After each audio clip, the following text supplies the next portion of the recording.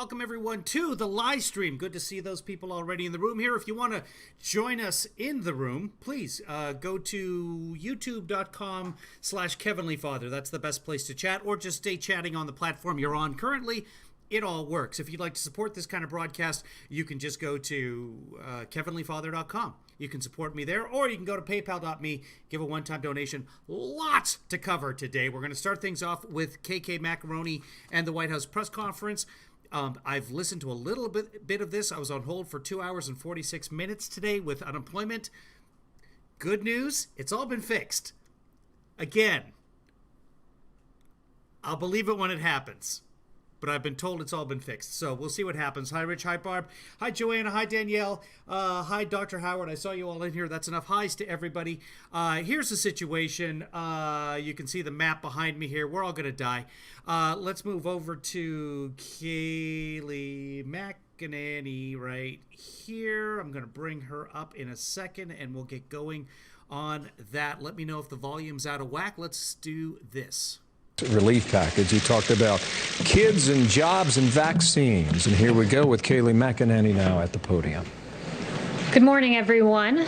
By any objective standard, the violence, chaos, and anarchy in Portland is unacceptable. Yet Democrats continue. To answer everyone's questions, I'll do this once. No, I had an audition, and the audition involved making my hair look professional, so this is all hairspray. I did not get a haircut. To put politics above peace while this president seeks to restore law and order. Governor Kate Brown, a Democrat governor of Oregon, said that the president should, quote, stop playing politics, called law enforcement officers secret police, and likened it to, quote, a dictatorship. The governor also called on the president to get his officers off the streets. Yep. Democrat Mayor of Portland, Todd Wheeler, said the president is trying to look strong for his base, while you had Democrats on the Hill, Nancy Pelosi calling these officers stormtroopers, and Jim Clyburn calling them the Gestapo. This rhetoric is unhelpful and gives the violence we have seen a pass. But President Trump will not give the violence a pass. He will restore order where the Democrat governor and the Democrat mayor are unwilling to admit that they have lost control of their city. The well-organized mob in Portland has become increasingly aggressive, especially against law enforcement officers. So I have friends in Portland. I think Rich or somebody has. I know it's always too much, Kayleigh, David.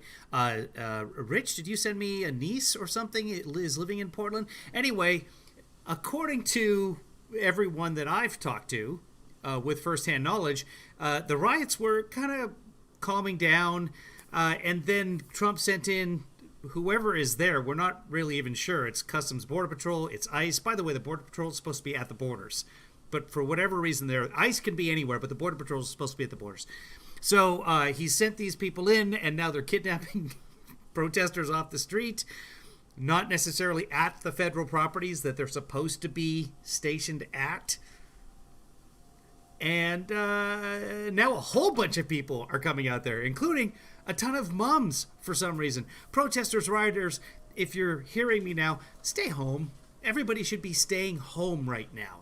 Let's take a look at Oregon. Let me pull that up on the other screen here. Hey, Stephanie. Hey, I said hi to Joanna already. Hey, Linda. Good to see you. Yeah, so Oregon's positivity rating has gone from 5.7 to 6.1 in the last 2 weeks. New cases per million is 82. Remember the last time we looked at Canada, that figure was 7. So Oregon is not looking good. Trending poorly is the official classification on COVIDexitstrategy.org. Protesters, I know you're upset about things. Moms, you're always upset about things. Let's just all stay home, and for now. There's a pandemic. That being said, a huge study was done with 315 cities that had protests, and they found that the protests did not add to the case count. And in Seattle, where they've surveyed, in Seattle, I went down and got tested because I had been near CHOP, which is a protest zone. Hey, Marcy, good to see you. They were testing protesters for free. Otherwise, in Seattle, you have to have symptoms. We're still at that stage. 6 months in, you still have to have symptoms to get tested. But in Seattle, they called on anyone who had been near any protest, head on down and get tested. the results are less than 1%, which is about the overall population in Seattle in terms of infection, which is really scary when it comes right down to it in terms of new cases. Moving on. Individuals have thrown bricks, chunks of concrete, glass bottles, feces, balloons filled with paint, pig's feet, slingshots to hurl ball bearings, and batteries at federal agents and the courthouse. Multiple attempts to barricade officers in the Hatfield courthouse have occurred, attempts to start the structure on fire as well. Use of eyesight damaging laser devices have been used, and strobe lights against federal agents as well. Strobe But lights. according to Speaker Pelosi, when asked about the violent removal of statues, people will do what they do. The Trump administration urges state and local officials to work cooperatively. There it is. That's so insightful. People will do what they do. It's true. I fact check right there. Done. Restore law and order. Operation Legend is a great example of this. At the governor's request, we went into Kansas City and surged the area. Correction, Rich. David is in my mom's garage. I'm in my mom's basement. With federal assets, FBI, DEA, ATF, and U.S. Marshals. This was named after Legend Taliaferro, a 4-year-old young boy who lost his life and was shot in his bed tragically. I just want to say, in case there's anybody out there watching who's not in the chat room, and I get this question all the time, no, none of the violence is good. Batteries should not be thrown at federal officers. That's not good. Frozen water bottles should not be thrown. Nothing should be thrown at people unless they're in some sort of sport and it involves catching things. This has been a successful operation that has been waged in his name, including the arrest of wanted fugitives. Similarly, President Trump is taking action in Portland, even though you have a Democrat mayor and Democratic governor unwilling to work with us in this situation. We are surging resources. Here's the thing. Can we just come to the basic understanding that we're not going to get anything done as long as one side refuses to call the other side by the correct name? Can you just get that through your thick head, Kayleigh Macaroni? You see what I did there? Along with Secretary Wolf at DHS, and augmenting the Federal Protective Service to safeguard federal property. The bottom line is that this president stands with law and order, which leads to peace, and we will not allow Portland to become the new CHOP like what we saw in Seattle. And with that, I'll take questions. John. Kelly, 2 questions on Portland. Duly noted. David says it's Karen Macaroni. That's what it is from now on. One, the case of Navy veteran Christopher David, who went down because he said he wanted to talk to the law enforcement officers and ask them about the oath of office that they took. He was, as people saw on videotape, he was beaten with a baton. He had pepper spray sprayed in his face. He now has 2 broken bones in his hand. Is the president aware of what happened to this Navy veteran graduate of the Naval Academy? And does he condone that kind of action by these law enforcement officers? Yeah, I'm aware of the details of that situation. Haven't heard the audio of the video, though I've seen it, and I'd refer you to DHS about the extenuating details. We always encourage the appropriate use of force, and we also encourage those in the area to remain peaceful towards our law enforcement officers. And my second question is, where in the... We're going to pause on that second question. Let's take a look at that video here. So what happened was a Navy veteran said, you know what, I'm just going to go down to these guys that are all dressed in camo and won't identify themselves. I'm going to wear my Navy sweatshirt. That's not a Navy sweatshirt. That's a fire department in New York sweatshirt. And I'm just going to reason with them. I'm just going to ask them in a calm manner, and they're going to respect the fact that I served our country, that we were on the same side, and we're still on the same side, and maybe I'll get a little information out of them. And let's see if I can pull up what happened to him. I haven't watched this video. This is from WAPO. I'm going to move it over to the other screen, guys, so give me a second here.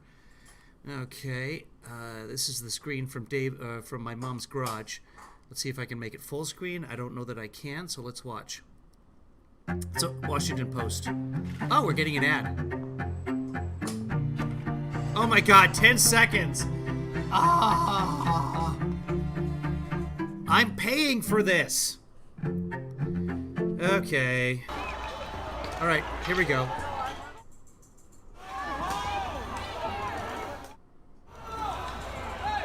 Okay, so here's David.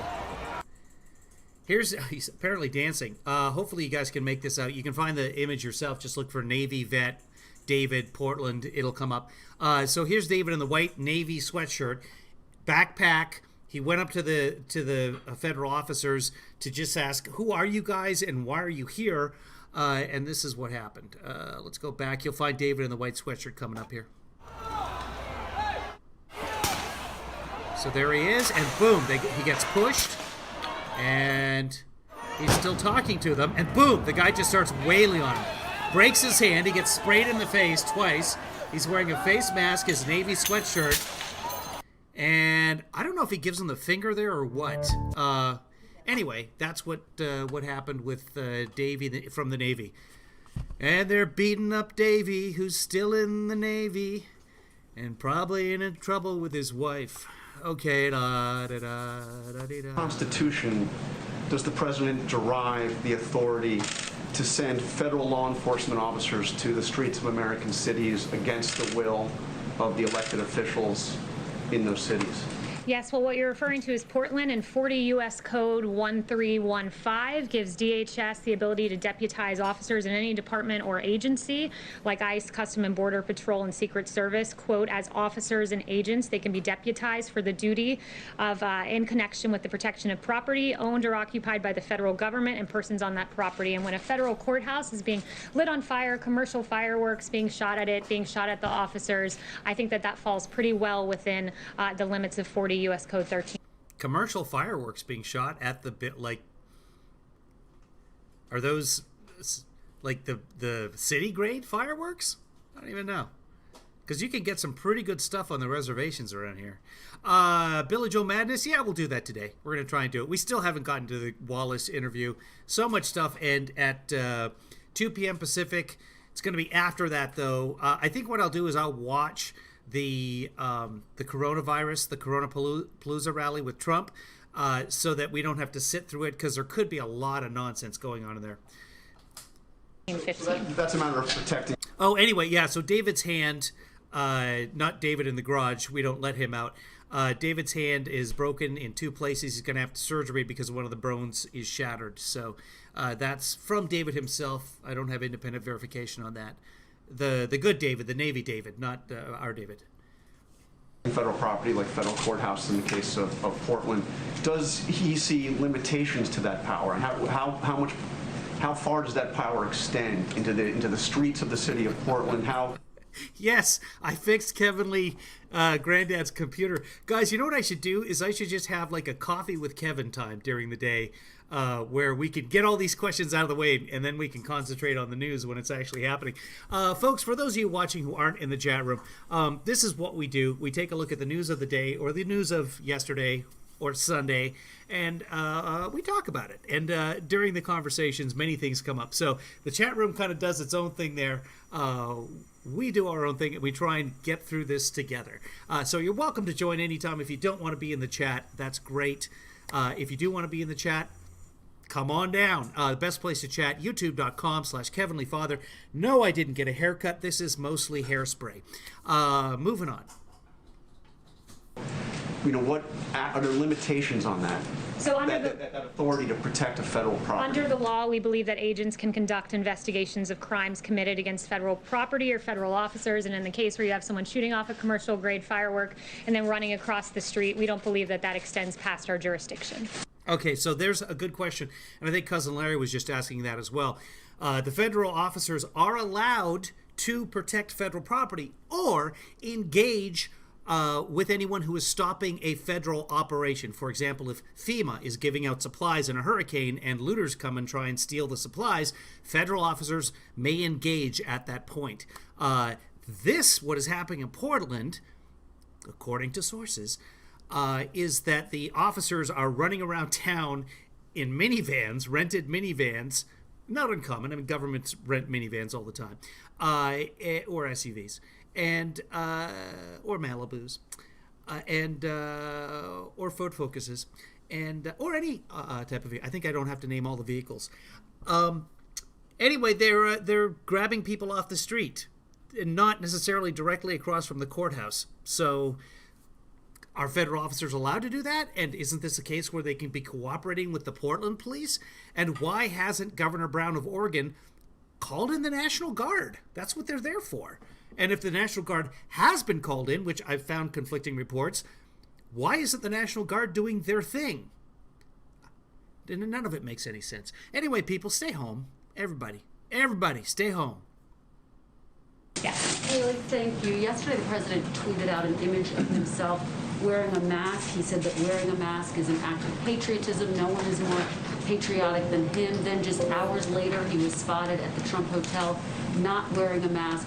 Why did it take him so long, first of all, to be seen wearing a mask in public? And why the mixed messaging on this critical health issue that his own top health officials have said is critical to fighting this pandemic?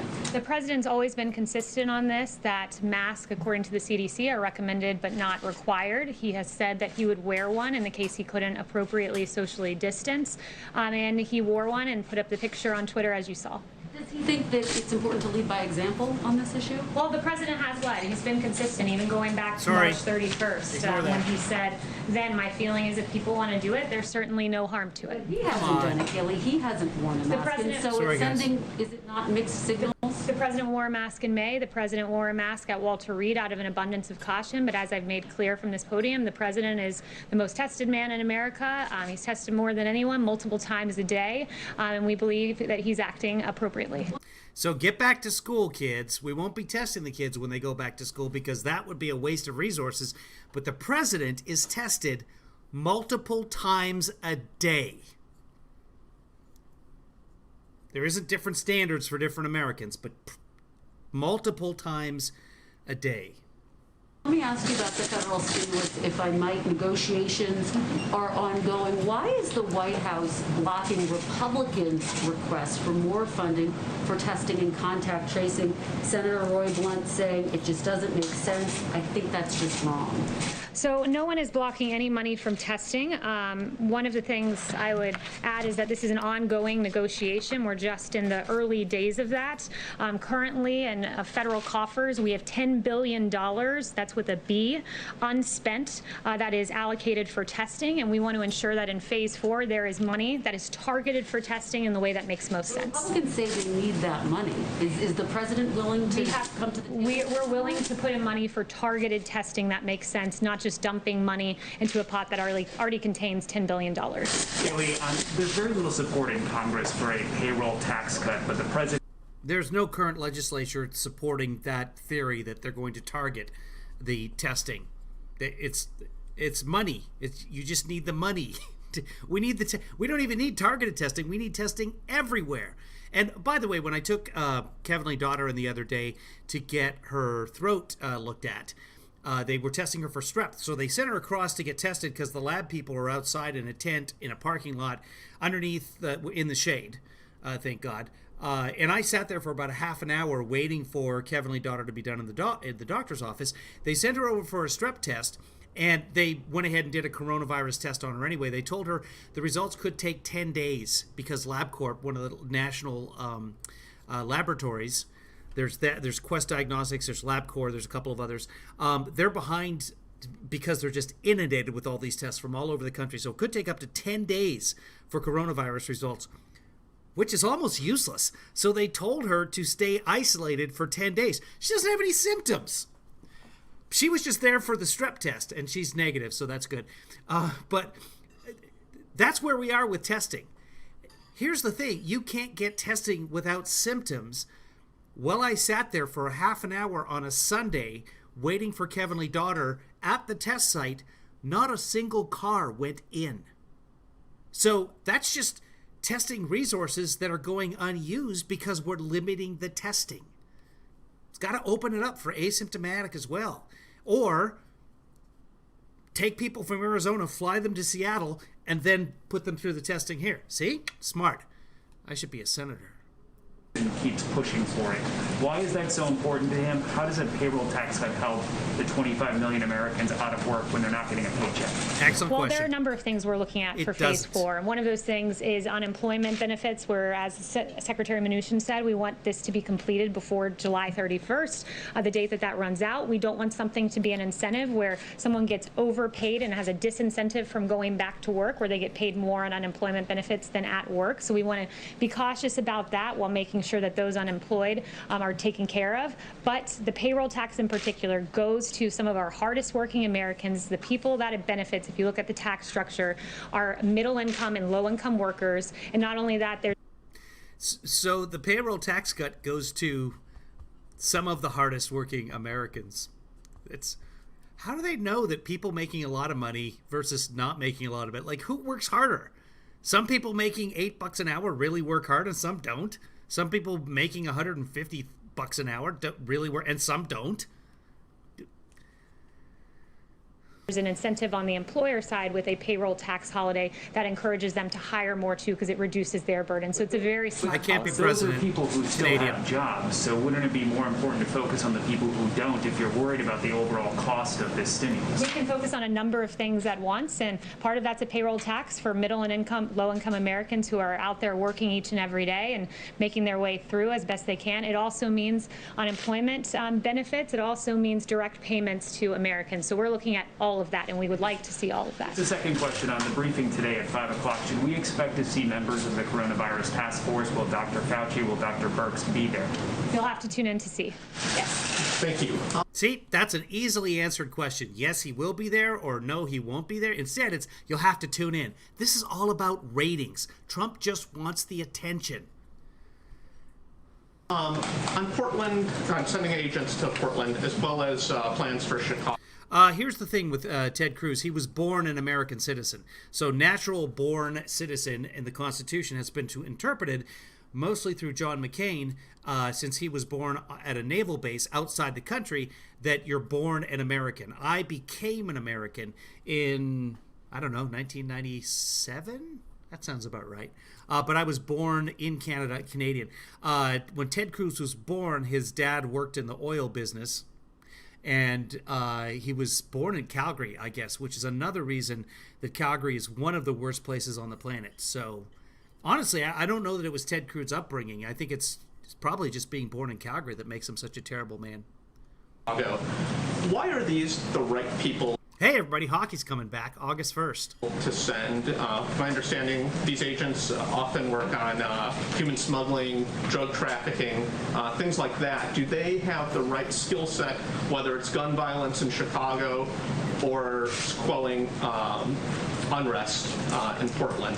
Well, first, let me add, they haven't been sent to Chicago. These DHS officials are currently in Portland protecting a courthouse. We do believe they're the right individuals for that, as does 40 U.S.C. 1315, the United States Code.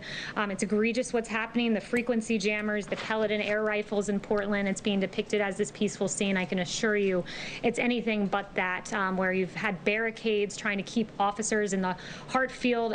It's a whole bunch of moms linking arms and chanting. So, yeah, that it's also that. So it isn't anything but that. It's that plus other things. Hatfield, courthouse, injury to a Border Patrol team member's leg, injuries to the head, shoulder, and back of a deputy U.S. Marshal. A U.S. Marshal impaled his right hand on a board filled with nails set out by the protesters. This is not a peaceful scene. I'm very thankful to our U.S. Marshals and ATF and others who are acting in accordance with a statute and protecting a federal building, and doing so at great cost to themselves.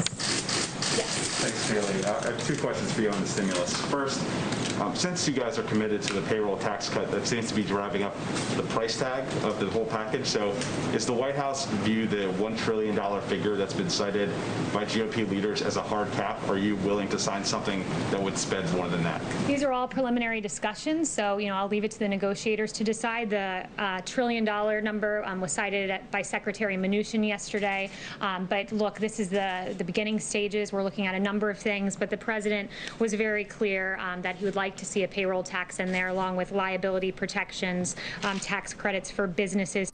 So I'm just reading through the law, and 40 USC does state that federal officers can conduct investigations on or off the property in question of offenses that may have been committed against property owned or occupied by the federal government or persons on the property. So, yeah, what the agents are doing in Portland apparently is legal. To bring people back to work and to have safe work. And then there's another section of it that's basically other duties as assigned, which then could be used. But this is fairly black and white. Sorry, America. Environments, and of course $70 billion for schools to reopen safely, at least $70 billion. And then on the testing piece, what are the long wait times that we're seeing for tests around the country suggest that we do need a massive influx of testing beyond what's unspent, and that the federal government should take more control of the country's testing program? So we do want to see more testing funding, but we want it to be targeted in a way that it gets to the right people who need testing at the right time, not just dumping money into a bucket. So we want more money. We want it to be targeted. But I'm glad you brought up the timing of the testing. I talked to Dr. Birx, and she's very encouraged by the pool testing that's being worked on. You can run 4 to 5 times as many tests in the same period of time by decreasing turnaround times at a minimum of 2/3. So if you took 3 The math there is fuzzy, but let me explain what the pool testing idea is under Dr. Scarf. Take 4 samples from 4 people, put them together, test them, 4 to 5 samples, and see what happens. And if the tests come back positive, then you test the individuals individually, and then you know, so these people have that. Now, ideally, it would be great if we could just take a classroom of kids, say 20, 25 kids, and test, okay, this classroom, boom, that's classroom A, somebody in there, just have a rapid screen testing for them. Everybody, we're going to take those individual vials, we're going to test, we're going to figure out who in that classroom has it. That would make sense. The president keeps saying that we have the best tests, the most beautiful tests. We have the best tests anywhere in the world. We are the envy of the world. In China, they are testing 25 samples at once. 25. Here, they're talking about we might be able to do 4, and we're not doing it yet. That's how much more advanced the test in China is. 25 at a time. And that's how they tested 13 million people in under a week in Wuhan. When they started to have a flare-up again, remember? This is about, a month and a half ago? They're like, oh no, Wuhan is going to explode again. And people here were like, oh yeah, that'll teach them. They're going to... No, they locked it down and they tested everybody in a week. No more flare-up in Wuhan. Days to get a test result goes down to less than 1. If it took 6 days, it goes down to less than 2, and it's more labor intensive, so they would need to hire additional personnel, but CMS is funding the test at about 4 times the actual test cost to ensure technicians and PPE requirements can be met. So we are seeing encouraging signs on that front. Yes. Didn't answer the question. Just going back to the Portland situation, what is sort of the policy justification for federal officers not identifying their agency and their arrest authority when they take a protester into custody? So I've been told by DHS that there is insignia indicating that they're law enforcement. They, in the case you're referencing, did identify themselves to the individual being obtained, but that they don't identify themselves to crowds because it would put them at great risk. And I think you can see that, as I noted, when they're sticking their hands into boards left out by some of the rioters. Yes. Hey, Kayleigh. So I don't know...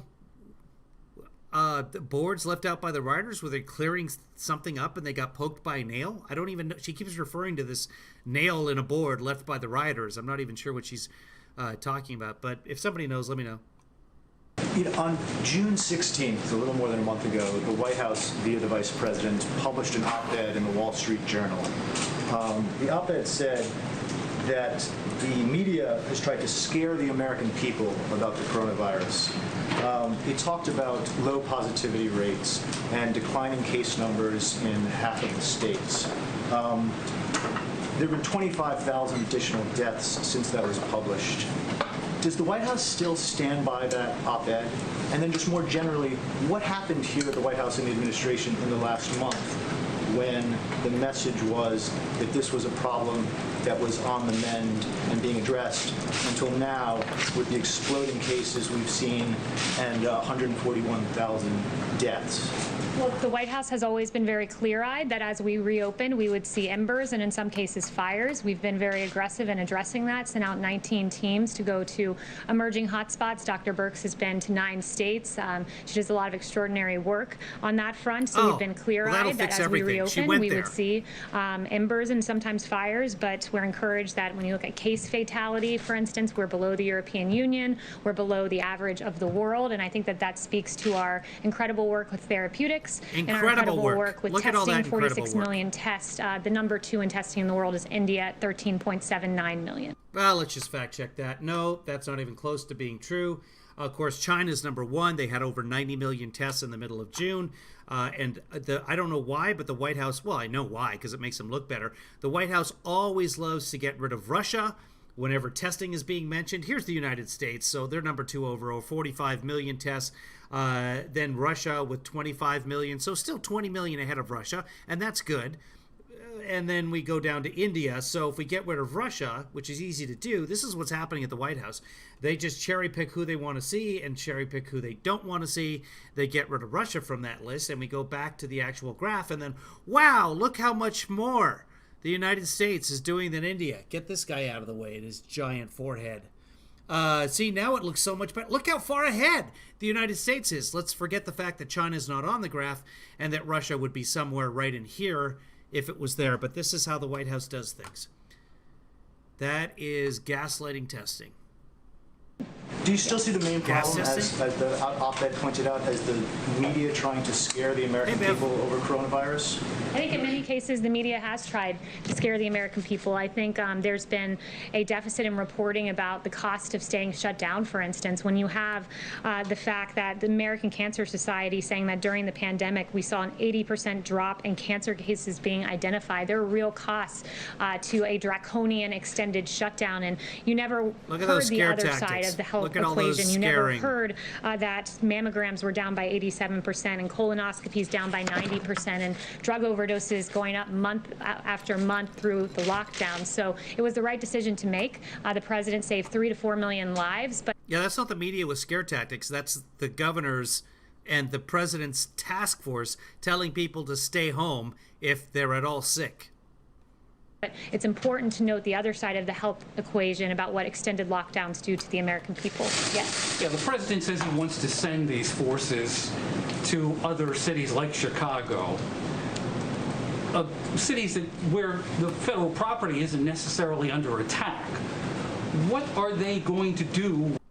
That's a good question. How do we believe anything that China says? Well, we don't have to believe all of what China says, but there are certain things, for example, being able to test Wuhan in a week.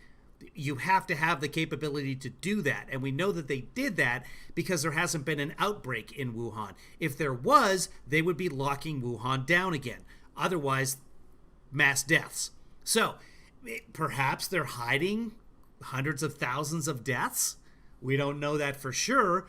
But on the other hand, just the numbers themselves don't make any sense that they wouldn't be already ahead of the United States. Let's look at testing per million. In fact, let's see. These are I've got tests per thousands up here. Let me pull that up right here. This is Our World in Data, the same site the White House uses. So they keep talking about Europe. So let's get rid of everybody else on here. We'll get rid of Asia. We'll get rid of Africa. And come on, I clicked off you. Go away. Go away. Go away. Okay, they don't want to go away. There, it went away. Get rid of Oceania. Get rid of South America. And we get rid of Asia. There we go. So now we're just stuck with testing per 1,000. Go ahead and make it per capita. You can make it millions, whatever you want to. It's going to be the same graph here. You can see Luxembourg, Malta, Denmark, Iceland, Lithuania, Russia, Israel. And Russia's numbers are also questionable, but if they're in the ballpark anywhere, they've got we don't get to the United States until all the way down here.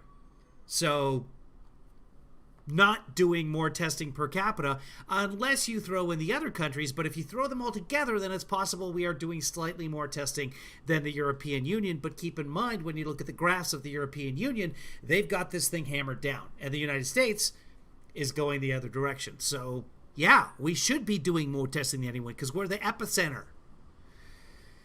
Back to Kayleigh. When they get to Chicago and these other cities with higher crime rates, higher shooting rates, higher murder rates, if the president's worried about that, what are they going to do? What are they going to arrest people with? I think you're getting ahead of the president here. He's made no announcements as to who's going where. He's very discouraged by the violence that he's seen in Chicago. It's why he sent a very strong letter to Mayor Lightfoot offering help because she's clearly unable to control her streets, and the governor as well, unable to control that area. When you see the fact that there were 49 officers who were injured in this egregious video of them being lambasted with rioters with umbrellas shielding from view that they were throwing projectiles and 49 officers injured. Boy. Not only that, Cousin Larry just pointed out, I'll show this to you guys. Bring over the left screen here. Look at the United States up here. Let me pull it up. I think I can make this bigger. I can. Here we go. Here's the United States. I'm going to try and make it super big so everyone can see it. And here we are in the good old USA. We just passed 4 million cases from the coronavirus. 4 million cases. It's almost twice as many as anybody else. So we can do things like we can look at the cases per 1 million population. We're way ahead there as well, way ahead of Brazil. Deaths per 1 million, way ahead of Brazil. Total tests, also way ahead. Tests per million population, way ahead of Brazil, but we're behind, let's see, who's that? That's probably Russia? Yeah, it's Russia. So yeah, we did it, everybody. 4 million. Woo! I'm not listening to you anymore, Cousin Larry. You're depressing me. Here we go. Poor citizenry of Chicago, where 12 were murdered this weekend, 70 shot alone. It's incredible what we're seeing in Chicago. He's offered his help, and we encourage the mayor to take it and to be forthright about the situation in her state, much like the governor of Missouri was in working with us on Operation Legend to protect the people of Missouri. But the leaders of these cities don't necessarily want unmarked police officers patrolling their streets the way we've seen in Portland, with the premise that they're protecting federal property there. The leaders in these cities don't want this sort of paramilitary police force. They're offered the assistance of DOJ, as was done, where you've had FBI surge in the case of Operation Legend. So when you have each weekend more than a dozen people getting shot in your city, perhaps it's time, more than a dozen killed, I should say, and that does make me balky. Children. Perhaps it's time to say, I need the help of the federal government because what I'm doing is simply not working when more people are dying on the streets of Chicago than Afghanistan and Iraq. It's a tragedy. What if they don't say that? Yes, Stephen. Thank you. Well, I have a question about New York on a similar topic. Yesterday, President Trump mentioned the spike in violent crime in New York and said, quote, if the governor is not going to do something about it, we'll do something about it. And I'm curious if you could explain why he's saying that the governor should do something about it rather than the mayor, and if you could also elaborate on what President Trump would be willing to do. Well, he thinks the mayor and the governor should work together to take control of the streets of New York City, where in some places we've seen 600% surge in violence over last year. So he thinks they should work together. Hold on a second. Barb, who's we? Belgium went up 66% this week? Cases or deaths or what? It's ultimately the power of the mayor to enforce and the governor to enforce the police power of their states. That power rests with them, but they can partner with the federal government in the event they're unable to control the violence in their cities. And that's certainly what we've seen from Mayor de Blasio, who seems to have not a hard time criticizing police officers, but an awfully hard time controlling the streets of New York City. Yes. Hi, thanks so much. I have 2 questions on the cooler for today, one for myself and one for a colleague who cannot be here because of the social distancing. Governor Gavin. Yeah, I actually do a fantastic Balky accent for those who are asking, since I have Cousin Larry, so I'll do an impression of Balky right now. It's pretty good, huh? Santa Claus is coming to town, and what does he have? An apple for Larry Appleton. Where do I come up with them. It's pretty good, huh?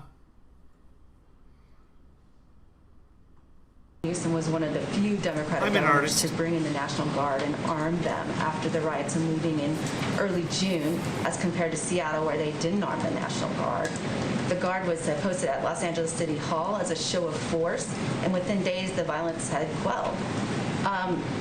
Why not just invoke the Insurrection Act and have a big show of force rather than these more secretive operations? So I'll leave that to the president. We don't have secretive operations going on. It's very clear what's going on in Portland. It's very clear what's happening in Kansas City. It was very clear. It's very clear now, but for a couple of days there, nobody knew who these guys were. But with regard to the Insurrection Act, look, we believe that it should be governors and mayors doing what they have the constitutional power to do. The police power rests with them. So it's up to this president whether he ever decides to invoke that. But governors and mayors really need to step it up, particularly in Democrat cities where Democrat streets are out of control. And then the one from my colleague, John Gizzi at Newsmax, is asking, what are the president's thoughts on John Kasich supporting Joe Biden in his plans to appear at the convention? What was that? I didn't hear the last. John Kasich is supporting Joe Biden, and he plans to I hadn't attend the heard that. convention That's awesome. and support the Democratic convention. So that would be a question for the campaign, but this president's quite proud of his record in the Republican Party and quite proud to have the support of 96% of the party, more than any predecessor in the history of the Republican Party. Yes. Thanks, Kayleigh. You said earlier that the president was tested multiple times a day. We knew he was tested daily, but can you elaborate on that? How many times a day is he tested? He's tested often. I'm not going to read out exactly how many times he's tested a day, but sometimes it is more than one time a day. Yes. Yesterday, the president said that when he was previously doing briefings, we had a lot of people watching, record numbers watching in the history of cable television. And I was wondering if ratings are factoring into his decision to restart the briefing, and if he is the best person to get accurate information about the virus out to the public, given previous statements at briefings like his speculation that disinfectants inside the human body could work as a treatment, which medical experts say is not the case, and claims that the virus will just disappear. Well, the president is the right person to give information to the American people. He was elected by the American people. He's been a leader on this. The fact that we've outproduced on ventilators, so much so that we have an extraordinary number in our stockpile, and we're giving ventilators out to the rest of the world, that we lead the world in testing, 46 million tests, more than that at this point. The fact that he's broken down bureaucracy to get a vaccine into phase 3 clinical trial, that because of him we have. Speaking of Russia, they say they already have a vaccine, which is great news. I hope that they do. And they were also stealing technology on the vaccines from UK, Canada, somewhere else. Good for them. Russia, if you're listening, keep doing what you're doing. Have remdesivir and convalescent plasma and dexamethasone and other therapeutics. He's the right person to give the information to the American people, and boy, does he get the information to a lot of the American people during his briefings, as noted by the ratings, as he himself pointed out. Yes. The U.S. Trade Representative is planning additional tariffs against Europe in the old dispute about aerospace subsidies. Is the president committed to impose additional sanctions, considering that Europe would answer with additional sanctions? Tariffs as well? So since that's pre-decisional, I won't get ahead on any administration announcements on that front. Yes. Kayleigh, I have a couple of questions. The first one is the president in the last few hours tweeted about the concerns about mail-in voting. So he's obviously concerned about the integrity of the U.S. Okay, so this is Kimberly, is it Halsett? Hold on, I'll tell you. She's Canadian. She was born in Canada, but she works for English Al Jazeera. And her name is Kimberly Halkett. That's who she is. She works on for English Al Jazeera English. So earlier today, somebody heard her saying, and it'll come up here, that Karen Macaroni is a lying bitch. And that went around social media. People are calling for her to get fired. And, oh, how could this fake news reporter say, oh, and it just swept the internet. I'm sure it was on Parler all over the place, which I'm not part of. So let's just listen. It's going to come up, and then I'll tell you what she actually says. Keep in mind, she's Canadian. And certainly internal sabotage. But why are we not hearing from the president about the fears about external sabotage? For example, coming out of the UK today, there's a parliamentary committee report that says that Russia influenced the Scottish referendum. There are questions about Brexit. Hey, but we've really not heard the president put the Kremlin on notice with respect to the U.S. election. Will we hear from him today on that? The president's put the world on notice that our election systems must be secure. This is under this president in She just does this. She does the all countries matter. Anytime, but what about, has the president talked to Russia? He's talked to all countries. 2018, he articulated the first full cyber strategy for the United States since 2003. In 2019, he extended the National Emergency Declaration on Foreign Election Interference. He routinely engages with Congress on election security, participating in at least 26 elections security-specific hearings. He signed legislation, $71 million, and so on and so forth. And that's quite a contrast to the Obama-Biden administration. She says that's like the fourth or fifth time she said, oh, Biden. Who, when told of meddling in 2016, did nothing. And in fact, Susan Rice told the White House cyber team. And you guys were the first ones to catch that. So good job. Gold stars. Team to stand down and, quote, knock it off when they floated options to combat Russian cyber attacks. And even Obama's cyber chief. Hold on. What'd she say? Who, when told of meddling in 2016, did nothing. And in fact, Susan Rice told the White House cyber team to stand down and, quote, knock it off when they floated options to combat Russian cyber attacks. And even Obama's cyber chief, Michael Daniel, has confirmed the stand down order. That's been in office now more than 3 years. I'm asking what's been. Okay, so that's misleading at best. But if you guys want to know what actually happened there, according to Michael Isikoff, then I can cover that. But it's 2016 election stuff. The bottom line is Russia interfered with our election, and no, Obama didn't do nothing. There's a bigger story there. Let's move on. Done now, and given these fresh concerns, what are we going to hear from the president on that? So what's been done now? I just listed off 3 or 4 things for you, and I'm happy to go through more. We can talk about the $71 million in legislation on election security. We can talk about the $15 million for election reform activities. We can talk about legislation making more than $805 million available to states. And when it comes to mail-in voting, I would point you to the fact that there's a Wall Street Journal article just out today, and it talks about the dark omen for November and the absolute catastrophe in New York City, that we are a month into the election after the voting, and we still don't know who the winners are of some of those races. And Governor Cuomo decided that he would prepay postage for the ballots, and what that meant was that the post office didn't put a postage stamp noting the date of the ballot. So as they're collecting these ballots in for a month, as you asked me about this, so I'm going to answer. So for a month, they've been collecting ballots with no postmarked date, and in fact, what they found is 19% of ballots have been rejected in Queens, 28% rejected in Brooklyn. There are questions about mass mail-out voting, and I know you don't want to hear them, which is why you talk over me, but I encourage you to read the op-ed. Yes. On the China vaccine research, this is very important. Okay, here it comes. Here's where the right-wingers were saying that she says, you're a lying bitch. Listen for this. Questions, which is more than some of your colleagues. Yes. Thank you, Kayleigh. Okay, you don't want to engage. Did you hear it? Okay, you're a lying bitch. This is what she says. Listen.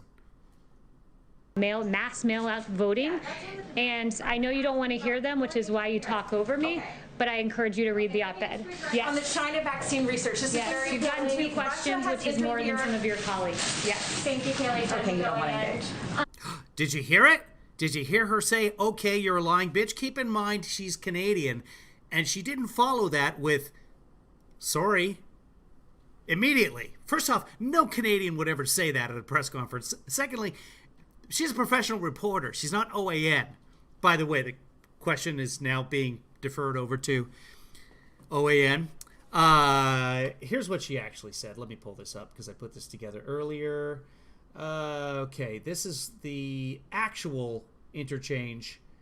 Let's see if I can get it. Here we go. Why you talk over me? You can't see that. But I encourage you to read the op-ed. Yeah. Hold on. I have to put it on the right screen here for you guys. Here we go. This is what she actually says. Let's go to it. You talk over me, but I encourage you to read the op-ed. Yes. On the China vaccine research, this is very You've gotten 2 questions, which is more than some of your colleagues. Yes. Thank you, Kayleigh. Okay, you don't want to engage.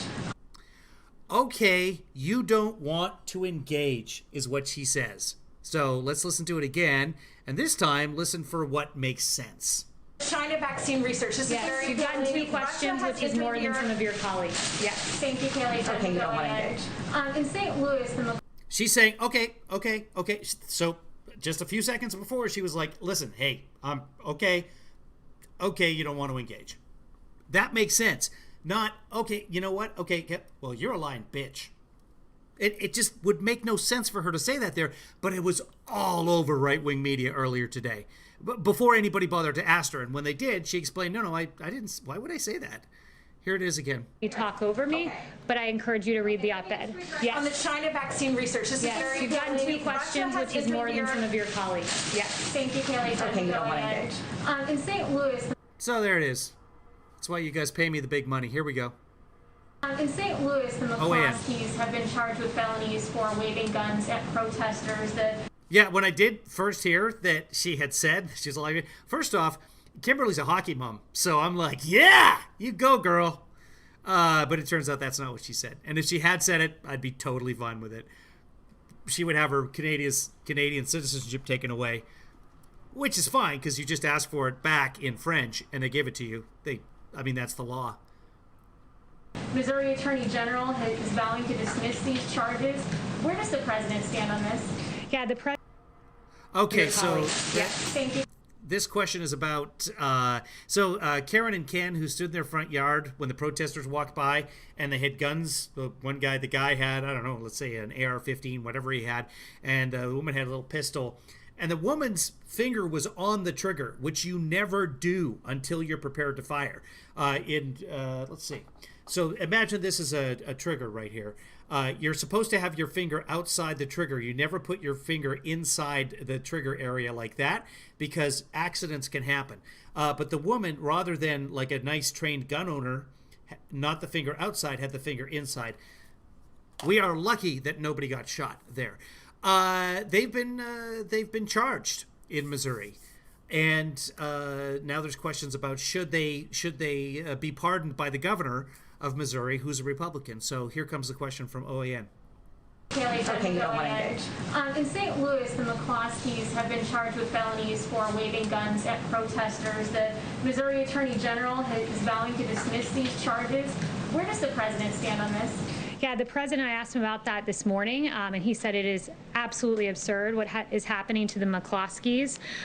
He noted that this is an extreme abuse of power by the prosecutor, and noteworthy that the prosecutor, there have been many cases brought to her attention of violent rioters that she's failed to charge, but instead she's charging the individuals who are defending themselves from violent protesters. You have 300 to 500 protesters who stormed the gates, tore down the gates, and trespassed on their property, and you have Patricia McCloskey, who said that they were telling her they were going to kill them, these protesters, at the moment they were waving their guns to protect themselves. They were going to come in here, she said. They were going to burn down the house. They were going to be living in our house after I was dead. And they were pointing to different rooms of the house saying, that's going to be my bedroom, that's going to be my living room, and I'm going to be taking a shower in that room. So they were completely within their right, and it's an egregious abuse of power on the part of the McCloskeys. Here's the thing about the whole McCloskey case. I did look at the St. Louis crime report for that block. Apparently it's a gated community, and there are rumors that they tore down the gates. Rich is saying that they didn't. I don't know. I haven't seen images of that. But what I did look at is, were there any other crimes in that neighborhood that the protesters, because the protesters are like, we're going to get you, McCloskeys. We're going to go set fire to your house. There were no other crimes committed on that block inside that gated community that evening. So I'm not like, why would they say, we're only going to attack your house specifically? Whoa, hold on, they've got guns. All right, we'll go down the street a little bit. We'll do some criming there. It doesn't make any sense. But I can also understand homeowners not wanting people to rush their house and burn it down. I get that as well. But do you have to be out on the front yard with guns, broken or not, with your finger on the trigger, ready to fire? Stay back. Turning to a different note, I just wanted to highlight some great work being done by senior advisor Ivanka Trump. They're near. Yeah, I don't know if anybody does have video of what happens with the gates, whether they were open or closed, or they were forced open, or whatever. Send them to me. Shoot me a DM or something like that. You can find me at Kevin Lee Father on Twitter and try and get my attention. Oh, you can also. I'm not even getting Gmail. So here we go.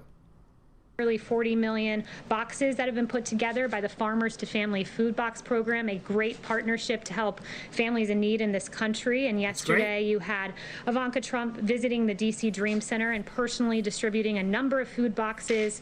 The distribution resulted in 1,000 boxes delivered to the DC community. And we thank Ivanka for the great work that she has done there.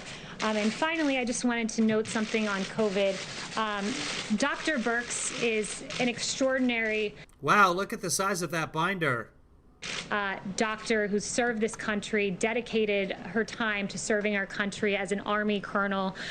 She served as an ambassador to PEPFAR, where she spent her life fighting AIDS and HIV abroad. And it is appalling, the attack that I saw on her in the New York Times based on no facts. And Dr. Birx, for weeks, has been sending out this data to governors, 400 pages of data to our governors. But that's paper. Remember when they dismissed Obama's pandemic plan because it was paper? But that paper's in a binder, and there's 400 pages of it, so that's valid. I haven't read the New York Times article, but I know what I'm doing now. So that they have the best information to make the best decisions for their people in their respective states. I've not seen anyone poring over data the way Dr. Birx has, and the attack on her was frankly appalling and egregious, and the New York Times should be very ashamed of themselves. Kayleigh, what is the president signing at 12:15 today? We'll go about 25 minutes. Kayleigh Macaroni. And there's the binder drop, and she's off. Yeah, what about the attack on Belinder? Belinder? I don't even know her. So, of course, she sends out 400 pages. So that makes it completely valid because there's 400 pages of data, like anybody wants to pour over 400 pages of data. And you guys remember when the Affordable Care Act was out and all the Republicans were complaining that it's too massive. Just 1,200 pages. So 400 pages good, 1,200 pages bad. I don't have any video on that because I'm just watching that for the first time there. So, but yeah, they were the pandemic plan. I think I have that somewhere. I'm not going to show it to you. Just trust me on that one. Okay, so I'm going to read that New York Times article about Dr. Scarf. It is 1:18. So the White House coronavirus task force, Coronapalooza, should be starting at about 2 o'clock. I do look like I had a haircut, but all of this is just it's stapled back with hairspray. It's not really a cut. There's still a lot of hair up there, and everything is hidden in the back there. So I'm going to read the article, and I'm going to watch the Coronapalooza, and then after that, sometime this afternoon, we'll go live because the Coronapalooza could be filled with a lot of Admiral Girard, who's not a real admiral, by the way, just going over stats and figures that are kind of meaningless. So they're going to cherry pick every single stat that makes them look good compared to other countries because coronavirus is a competition. It's like Eurovision, but for death. So I'll take a look at it, and then I'll be able to fast forward through a bunch of stuff so that you guys don't have to sit through it. Thanks, Producer Joanna. Appreciate that. That makes me feel good about myself. Yeah, we'll do a Billy Joel. In fact, you know what? Why don't we do this, guys? Why don't we put up a vote right now? I'll do that with you live so you guys can jump off and we can take care of that. Let's see. Let me close this. Here's something. What am I looking at? Washington Post. I can get rid of that. So let's go to the Twiddlers and we'll go Billy Joel Madness. We'll look at some of... actually, we'll go to brackets, and that way I'll know which one we're putting up. We'll get rid of that. Brackets. For those of you who are watching, we're done with the whole Trump stuff. We're going to get into Billy Joel Madness. We're down to the Final Four. One more vote for the Final Four, and let's take a look at which vote that's going to be. You guys vote on my Twitter account, @KevinLeeFather, on Twitter, and then you decide who gets in. So it looks like the final vote might be the longest time against We Didn't Start the Fire to get to the final four. I think that's right. I'm going to go over to this page so I don't spoil anything for you guys. You guys can look on my Twitter feed if you want to. Give me a second here. You guys talk amongst yourself. Thanks, everybody. If you want to support this sort of stuff, most of the political stuff, not the Billy Joel stuff. And next time I think we're going to do cheese, top 32 types of cheese, and you guys can vote on cheese. It seems popular. So we did that. And yeah, that's what it is. It's going to be the longest time against We Didn't Start the Fire. The longest time has got some legs on it, huh, guys? So let me make this here. Billy Joel Madness. Not Billy Graham. It auto-corrected to Billy Graham. We will not be voting on Billy Graham, and that's kind of sad, honestly. Joel, did you guys see the picture or the video of Billy Joel testing a piano that somebody had just put out on the... Come on. Madness. Now, let it be. There we go. That's a McCartney song. So Billy Joel, there's a video floating around on the internet. Billy Joel was just walking along in a neighborhood, I don't know, Staten Island or somewhere, and came across a piano that somebody was throwing out. So he played it for a while, and he said, no, this is perfectly good. Why is somebody pulling this out? Recommended what to do with it, and then, take a look at it. It's kind of funny. So look up Billy Joel discarded piano or something like that. It's awesome. While I'm tweeting this here, you guys can watch the opening. Billy Joel Madness brought to you by producer Rich Mack.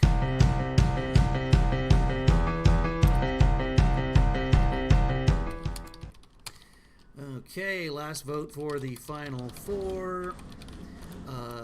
Let's see, it's going to be, what was it, the longest time? Whoa, the longest for the longest time. Whoa, the longest time versus We Didn't Start the Fire. The parody of which all of you guys helped me write, and I haven't done anything with it yet, but I will, maybe someday. It changes everything that we wrote. It still applies, but we got to put some stuff in there about protest. Start. We didn't start the parody. God, I'm good. Fire. Vote now. And I'm going to make this a quick vote so that it ends at 6 o'clock tonight. Should I make it a quick vote? No, we'll end it tomorrow. We'll give people some time because this is important. This is getting to the final four right here. So there we go. Put that in there. We'll take We Didn't Start the Fire. We'll put that in there. Now we have our choices. We're going to make it 1 day and it's 1 o'clock, so 1 day and 3 hours. It'll end tomorrow afternoon, tomorrow evening for some of you. And I don't know why it's doing that. Why is it saying new messages? Did something happen? Suddenly the chat is frozen, guys, and I'm not sure why. Let me go back up to the top here and see if we can make it. Oh, okay, here we go. So, what's my hurry? I don't know. Am I hurrying? So it's up now. You guys can go to Billy Joel Madness. The way to find that is to go to the Twitter and just search for Billy Joel Madness, and it'll come up there. Nobody's voted yet, so as soon as this ends, you guys all rush over to my Twitter feed, at KevinLeeFather on Twitter, and you can vote for the longest time, or We Didn't Start the Fire. One of them is going to the final four. The rest of the final four are already set. Kind of cheating below, you can see one of them it's already gone through, but it's probably too small on your screen. Ha ha ha. And if you want to figure out spoilers for yourself, just search Billy Joel Madness and you can see the other three winners. I'll announce those later, probably tomorrow evening after we have the final victor here, the longest time, or We Didn't Start the Fire. That's it for the broadcast. We're going to be back in a little while with the President's Coronapalooza conference. Bev says menthol. Joanna says baked brie. Oh, you're talking about Wensleydale. You're talking about cheese. Yeah. Well, I'll have to take cheese suggestions. So we'll do another. I think that's what I'm going to do, guys. And you guys can let me know if this is a good idea or not. Just kind of have like a coffee talk with Kevin on a regular basis where we don't do the politics. We don't do that. We just kind of talk about things. I can tell you what went on with unemployment and Kevin Lee Daughter's throat and all the other good things that we share here. Dr. Howard says, Kevin, where can we see the lyrics for the parody so I don't just repeat their lyrics? That's a good question, and I'm not going to give that to you right now. I'm going to go because I have not had lunch, and now it's 1:25. Hey, here's some really cool people, and if you want to be one of these really cool people, it's very simple. All you have to do is go to kevinleefather.com and give me money. Or do it right here, paypal.me/KevinLeeDad. Okay, guys, love you, mean it. Here's the closing credits.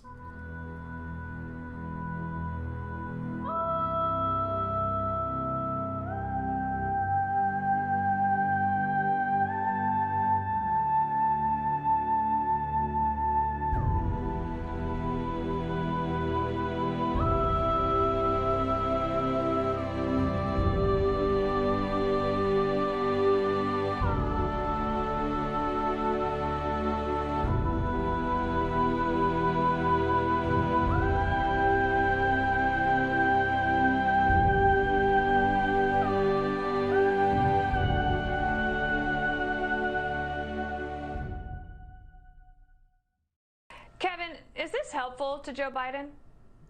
Wait, what? Haha, Christopher's name got covered by the chat window. Haha.